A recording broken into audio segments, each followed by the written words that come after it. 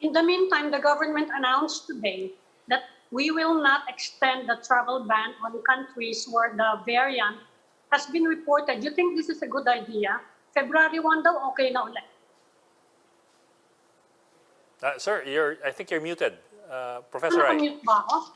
Si Professor I think Yan. this is a risky, again, decision to make, and in my view, given what we know about the UK variant, what we know of its spread in the Philippines at the moment, and the potentials for the catastrophic potential of a community transmission with this kind of variant, I think it's not just risky, it's contrary to sensible or epidemic management.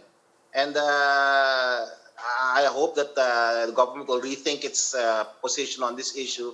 And the government does rethink, in fairness, after they get enough data, they tend to change their positions on issues. The most recent, of course, is the decision not to let children below 17 be out in GCQ areas, in MGCQ areas. So I think this is a key issue for me. I think we should have stricter border controls now more than ever.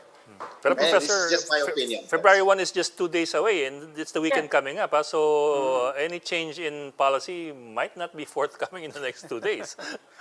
Yeah, that's why I'm articulating my basic disagreement with it. No, this is not the right time to change policy towards to be liberal about policy, given that so much uncertainty is there.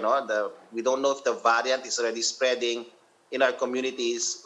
We don't know the nature of we're seeing a lot of outbreaks all around the country. This is not the best time really to become liberal about border controls. Well, Professor, one last question. Is it possible na, kasi I suppose government officials thought that they found a solution to the testing issue when they decided to defer by 5 days yung testing for arriving passengers.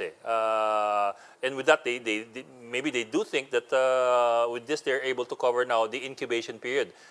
Does that make sense to you? No, it doesn't actually. In my view, I think we should rethink this attempt to,